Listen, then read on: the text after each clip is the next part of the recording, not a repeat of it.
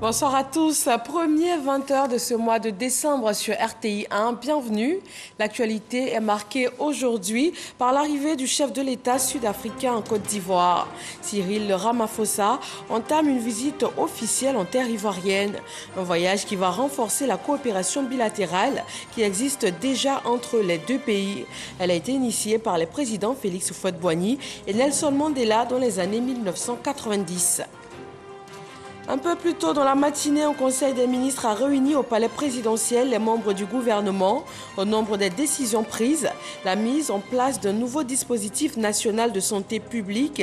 Il vise à moderniser la gouvernance, l'organisation et le fonctionnement des hôpitaux publics. La campagne des villes et communes de Côte d'Ivoire sans enfants en situation de rue a été lancée. La première dame Dominique Ouattara parraine cette initiative pilotée par le réseau des femmes élues locales de Côte d'Ivoire avec l'appui de l'Union des villes et communes de Côte d'Ivoire et le ministère de la Famille, de la Femme et de l'Enfant. Et puis l'Assemblée nationale qui a adopté à la majorité des députés présents hier mardi 6 projets de loi, dont celui portant budget de l'État pour l'année 2022.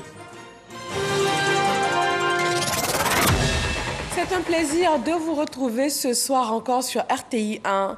Nous parlons ce soir en ouverture de journal de l'arrivée en terre ivoirienne du président sud-africain Cyril Ramaphosa. Une visite d'État qui vient réchauffer l'axe Johannesburg-Yamoussoukro. La Côte d'Ivoire entend s'inspirer du modèle de développement de la nation arc-en-ciel qui demeure à ce jour le seul pays africain à figurer parmi les 20 premières puissances économiques mondiales. Herman Guivet. Il est 17h, passé de plusieurs minutes. L'avion transportant à son bord le président sud-africain, Cyril Ramaphosa, se pose sur le tarmac de l'aéroport Félix Houphouët-Boigny d'Abidjan. Présent en Côte d'Ivoire pour une visite d'État de 72 heures, le président sud-africain Cyril Ramaphosa est accueilli au bas de l'échelle de Coupé par le chef de l'État, son Excellence Alassane Ouattara. Cyril Ramaphosa, le président sud-africain, reçoit le traditionnel aquaba, le bouquet de fleurs, toute la symbolique de la bienvenue en Côte d'Ivoire, comme pour lui dire qu'il est bien chez lui, ici, en Côte d'Ivoire. Les deux hommes se connaissent bien, échangent de civilité entre eux, puis le président sud-africain reçoit les hommages du Premier ministre ainsi que de plusieurs membres du gouvernement présents au bas de l'échelle de Coupé. Les honneurs militaires sont ensuite présentés au président sud-africain par 5 détachements, 3 détachements de la garde républicaine, 2 de l'école de gendarmerie d'Abidjan, la musique de la garde républicaine, le drapeau et sa garde.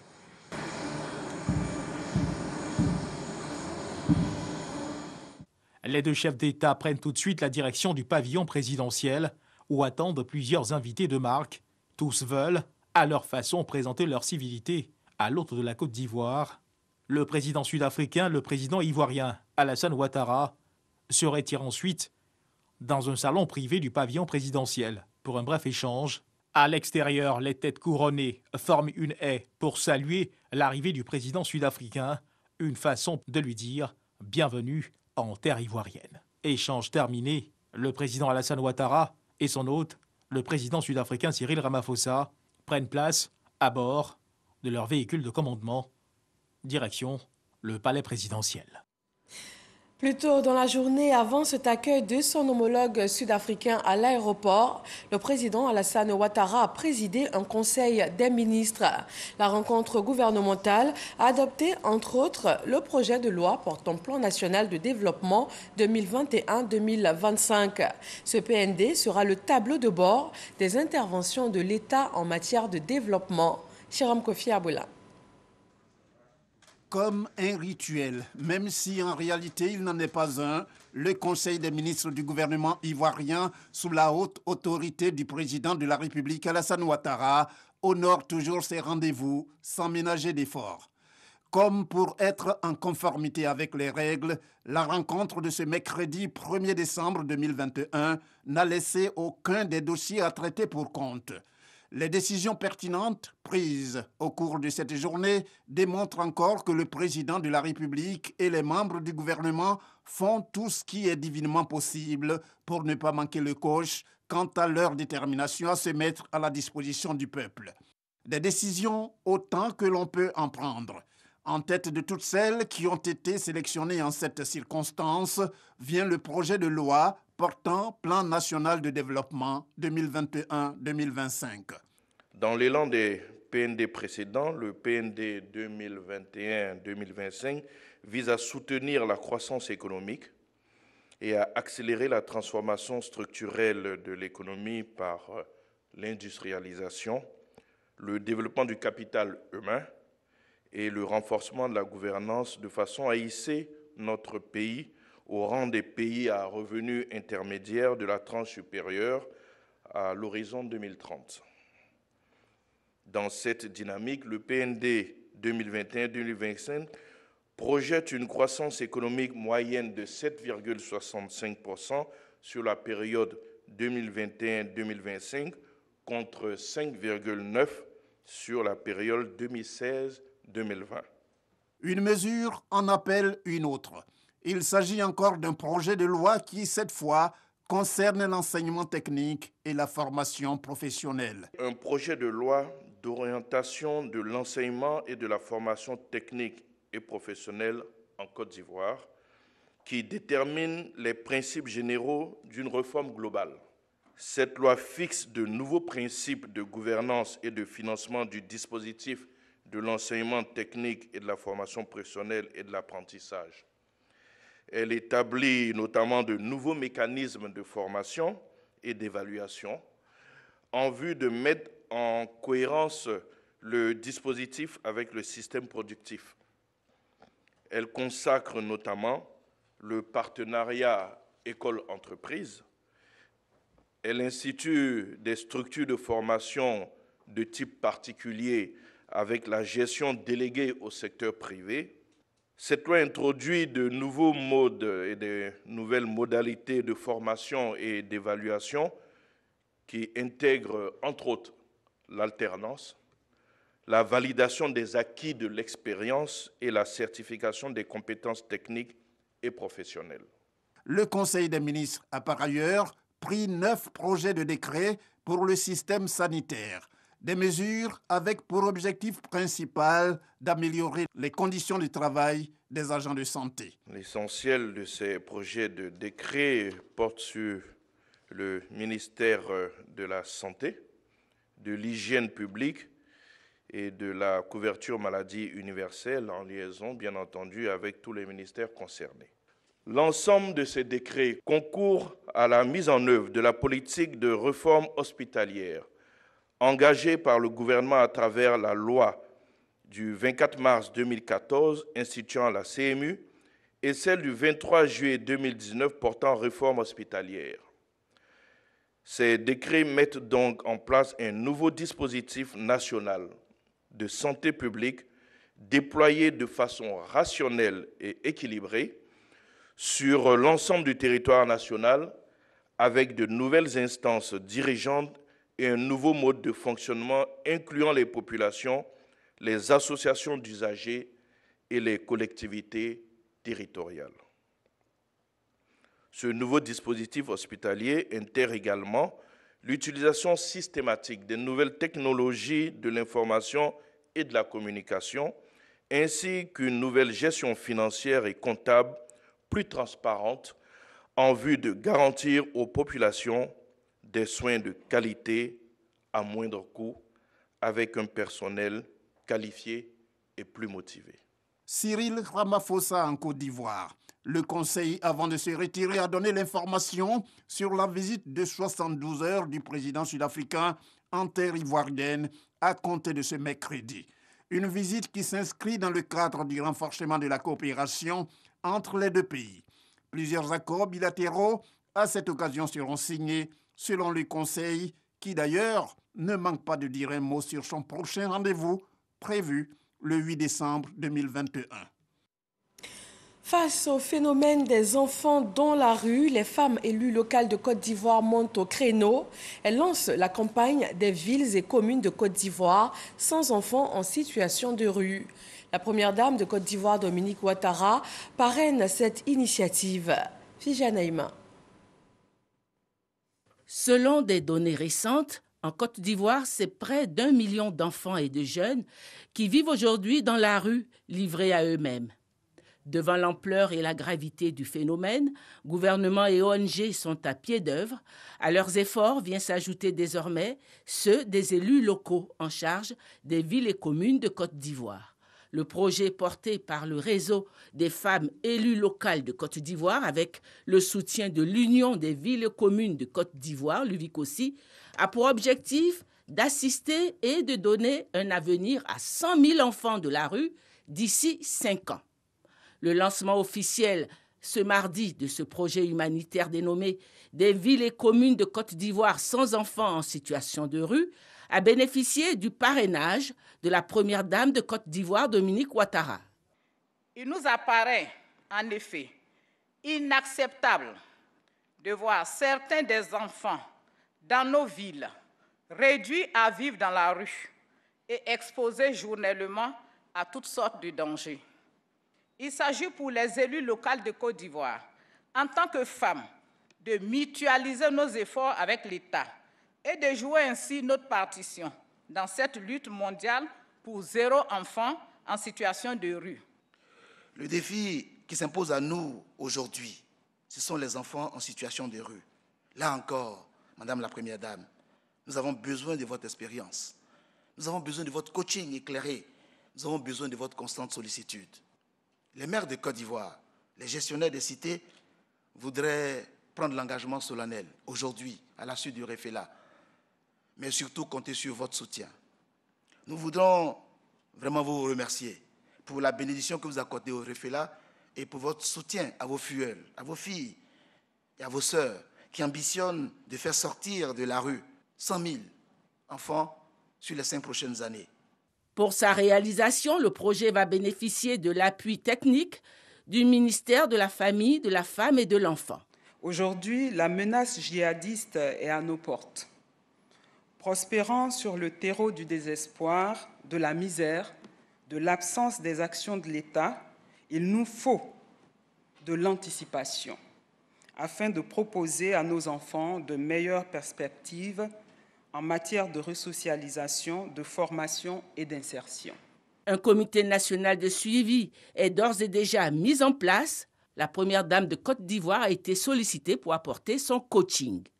La campagne des villes et communes de Côte d'Ivoire sans enfants en situation de rue nous apparaît comme une réponse adéquate à ce fléau. L'ambitieux objectif de cette campagne de contribuer à la protection, à la prise en charge et à l'insertion scolaire ou professionnelle de 100 000 enfants en situation de rue d'ici à 2025 sera un véritable catalyseur de la lutte contre ce phénomène. Le REFELA Côte d'Ivoire et l'UVICOSI apportent ainsi leur pierre à la solidarité nationale. Sommet Chine-Afrique de Dakar, la ministre ivoirienne des Affaires étrangères, Kandia Camara, a obtenu 3 gros projets de développement, plusieurs projets de construction, d'infrastructures et de routes, l'octroi de lignes de crédit et la construction très prochaine d'un hôpital de référence de niveau tertiaire sont là les grands accords qu'elle a défendus à Dakar. L'Assemblée nationale a adopté hier 6 projets de loi. Au nombre de ces lois figurent celles portant budget de l'État pour l'année 2022 et la loi portant modification du code pénal. Dangui. Contrairement à une certaine rumeur en circulation dans l'opinion publique, les députés n'ont pas voté ce mardi une loi légalisant l'homosexualité en Côte d'Ivoire. Ils ont plutôt voté les projets de loi portant modification du code pénal et celui relatif aux mesures de protection des victimes de violences. Ces 10 projets ont été adoptés à l'unanimité par les députés présents. Les députés n'ont pas voté pour l'homosexualité, ils ont plutôt voté contre l'homosexualité en Côte d'Ivoire. Jamais le Parlement ivoirien ne possède de texte dans lequel allusion est faite à l'orientation sexuelle comme cause ou base de répression. Sans susciter autant de passion que le projet de loi précédent, le projet de loi de finances portant budget de l'État pour l'année 2022 à hauteur d'un peu plus de 9 900 milliards de francs CFA a été également adopté à la majorité des députés présents. Étant membre et ayant suivi tous les débats de fond en comble, que nous votions cette loi pour le bénéfice des populations de Côte d'Ivoire. Nous jugeons que vraiment c'est bien sûr, n'est-ce pas, d'accompagner non seulement le gouvernement, mais le président de la République pour que les populations ivoiriennes puissent être satisfaites dans leurs besoins. Je crois qu'il est normal que nous jouons notre rôle, c'est celui de créer la diligence qui permette à l'État de pouvoir continuer son fonctionnement. Après avoir présidé cette session ordinaire de l'Assemblée nationale, Adama Bictogo, vice-président, estime que les députés se sont accordés sur l'essentiel. Par la posture que nous avons, par l'image que nous offrons, que les débats de ce jour allaient au-delà de nos appartenances politiques. Nous avons tous pensé, Côte d'Ivoire, qu'il n'a pas été question de voter une loi portant la légalisation sur l'homosexualité. Plusieurs autres projets de loi ont été adoptés lors de cette séance plénière, notamment le projet de loi portant règlement du budget de l'État pour l'année 2020 et la loi de finances rectificative portant budget de l'État pour l'année 2021. De l'Assemblée nationale au Sénat, on parle toujours de budget de l'État. Le Sénat a adopté le projet de loi portant règlement du budget de l'État pour l'année 2020. Il a aussi entériné le projet de loi de finances rectificative sur le budget 2021, tous deux présentés par le ministre du Budget et du portefeuille de l'État, Kader Sogodogo. Moussa Sanogo Toussouri, le ministre du Budget et du portefeuille de l'État, a été suivi par les sénateurs de la Commission des affaires économiques et financières, KEF, pour les deux projets de loi qu'ils présentaient. Pour le premier projet de loi, la KEF l'autorise à clôturer les comptes de l'État au titre du budget 2020. Ce budget s'élève à 9 493 665 606 546 francs CFA. Le deuxième projet de loi présenté concerne des ajustements au niveau du budget 2021, qui a connu une hausse d'environ 695 milliards de francs CFA. Ce nouveau budget est de 9 093 milliards 600 894 446 francs CFA. Diverses raisons ont favorisé cela. Nous avons d'abord adopté la loi de règlement qui va un peu permettre de rendre compte à la Chambre haute du Parlement, après être passé devant la Chambre basse, de l'exécution du budget au cours de l'année écoulée et qui est certifié par la Cour des comptes. Et de ce côté-là, je pense que les choses se sont plutôt bien passées. Le second point, c'est le collectif budgétaire 2021. Il s'agit donc des rectifications apportées au budget initial 2021, du fait donc de la persistance de la Covid, mais aussi des préoccupations sécuritaires qui sont actuellement les nôtres. Après ces deux projets de loi, place au budget 2020. Chaque département ministériel viendra exposer son budget devant les sénateurs. Les ministres expliqueront ce qu'ils comptent faire avec l'argent du contribuable.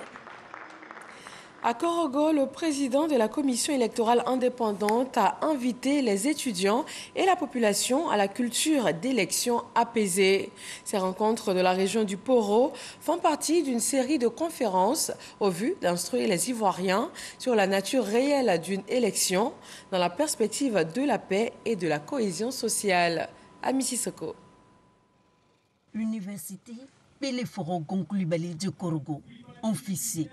Un cours magistral bien particulier face aux étudiants Ibrahim Koulibaly Kuibier, le président de la commission électorale indépendante CEI, demande à l'auditoire comment l'élection peut être véritablement un instrument de la paix. Selon lui, il y a deux conditions. La première, que la population s'approprie la matière électorale, et la seconde, qu'elle fasse confiance à la CEI qui est crédible au regard de sa composition. Nous sommes dans un pays démocratique, c'est-à-dire le pouvoir du peuple, par le peuple et pour le peuple. Le peuple est en amont et le peuple est en aval et ça passe par lui pour aller aux extrémités. Alors, ce peuple-là doit savoir de quoi il s'agit. Ce peuple-là doit savoir quel est le pouvoir qu'il a entre les mains. Il ne sait même pas qu'il a un pouvoir et il ne sait même pas comment l'utiliser. D'où l'intérêt de notre présence ici. Ibrahim Koulibaly Kubier a tenu à spécifier que cette tournée est aussi une sensibilisation à la révision de la liste électorale prévue courant 2022. Il a donné les garanties que son institution n'est aux ordres de personne. Ce qui compte pour elle, c'est plutôt la volonté du peuple. Toutes les composantes de la commission électorale viennent de la population.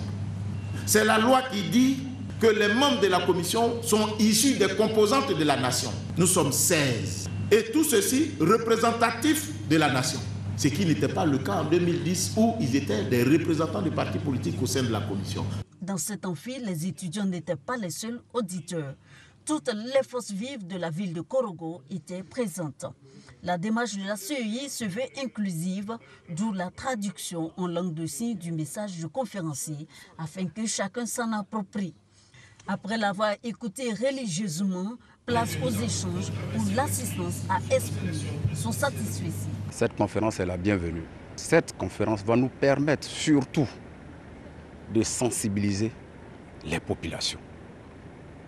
Que les élections ne doivent pas être des portes ouvertes à la violence. Cette conférence, je retiens que longtemps, la nation ivoirienne a péri parce qu'elle a manqué certaines connaissances. Nous venons de découvrir que la jeunesse n'avait pas besoin de descendre dans la rue parce qu'il y a d'autres méthodes qu'on pouvait utiliser pour contester ou bien pour protester. Donc vraiment, cette conférence m'a fait beaucoup de bien. À ce jour, la Côte d'Ivoire compte une population électorale de 12 500 000 électeurs.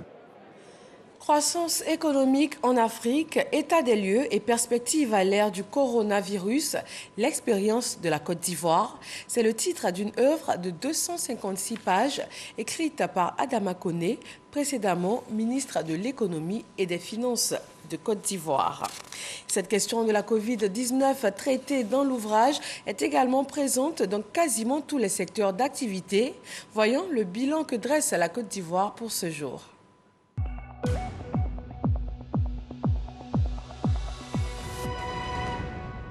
28 nouveaux cas de Covid-19 détectés en Côte d'Ivoire aujourd'hui, 58 personnes déclarées guéries et 0 décès.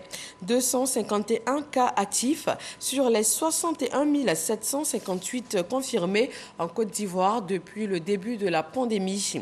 4 526 040 doses de vaccins ont été administrées du 1er mars au 30 novembre.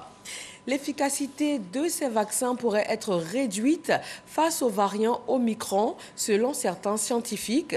3 cas ont été détectés au Nigeria sur des personnes qui avaient voyagé en Afrique du Sud.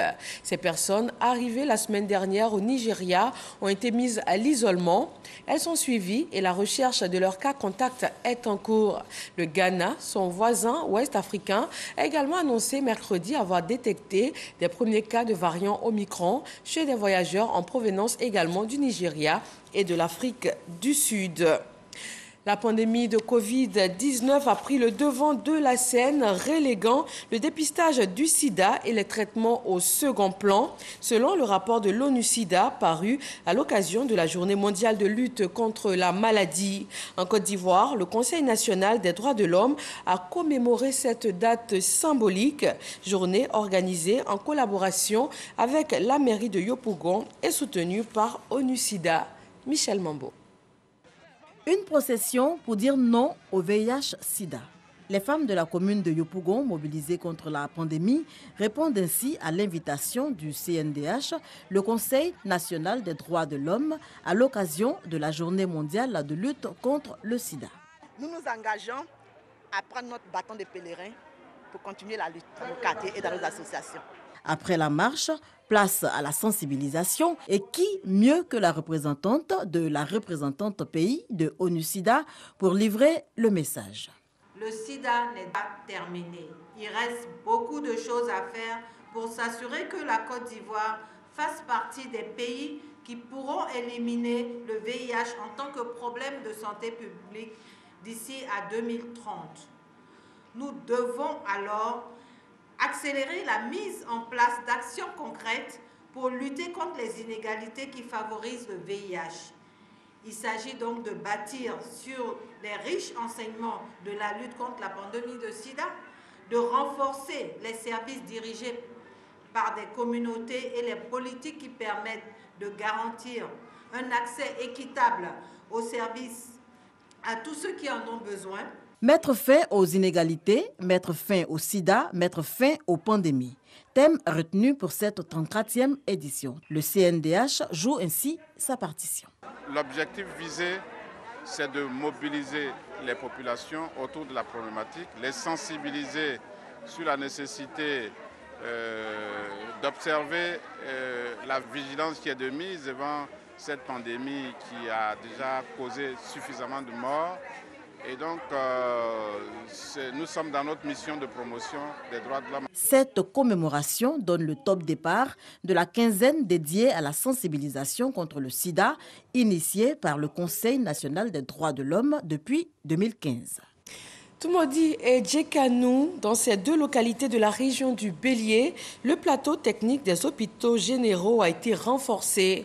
En outre, 80 millions de francs CFA en matériel médical a été apporté. Eugène Atoubé. Esplanade de la sous-préfecture de Tumodi. La ministre-gouverneure du district autonome des Lacs, Raymond Goudou Kofi, remet au préfet de la région du Bélier, Patrice Gueux, du matériel médical. L'acte est symbolique et les populations expriment leur bonheur de recevoir tout cet équipement médical. Un don d'un fils et cadre de la région, Tidiane Kaba Diakité. C'est un ensemble composé de fauteuils roulants, scanners, équipements de chirurgie, appareils dentaires et respiratoires, matelas, lits, béquilles et du matériel de premier secours destiné aux pompiers civils de Tumodi. Un bénéfice pour les populations de Tumodi et Guikanou, dont les hôpitaux généraux sont les destinataires de l'équipement médical. Ces deux structures sanitaires présenteront désormais un plateau technique plus relevé et amélioré. Ce n'est que le départ, c'est pour ça que je suis venu, pour voir comment ce matériel médical sera délivré et accueilli par la population.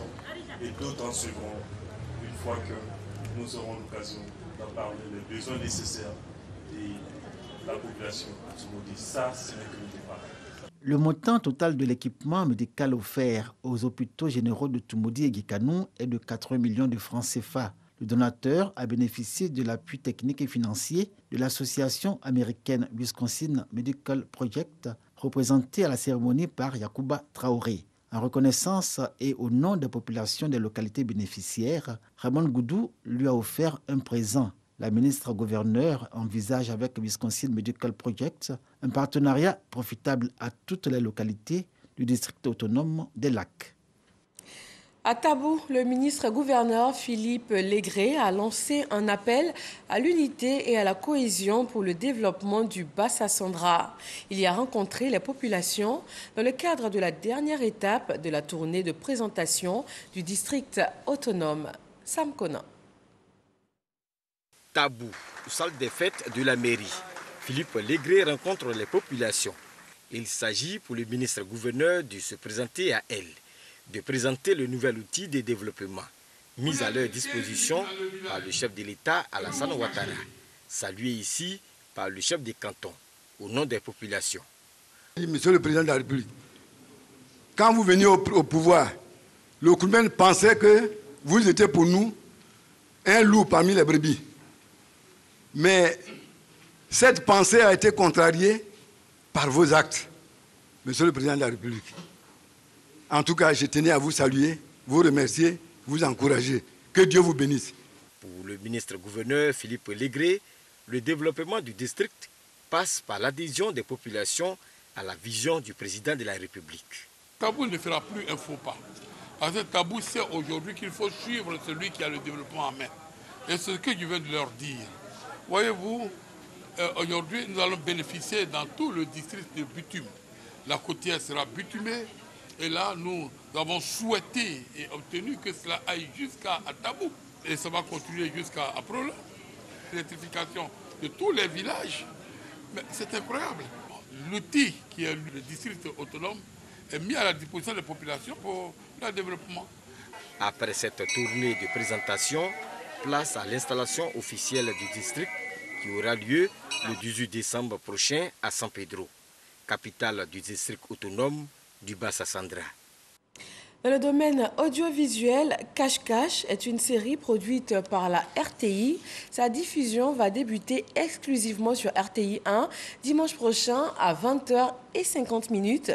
Ce film d'action 100% made in Côte d'Ivoire a été projeté en grande première hier mardi au cinéma Majestic. Amadou Ouattara. Faire face aux cas de conscience et à des trahisons internes pendant qu'un inspecteur recommande une opération contre un braquage de banque. S'ouvre ainsi un duel. D'un côté, Nicolas Moine dans le bon rôle de Willy et Maoula Kane dans celui du malfrat à la tête du gang nommé Lino.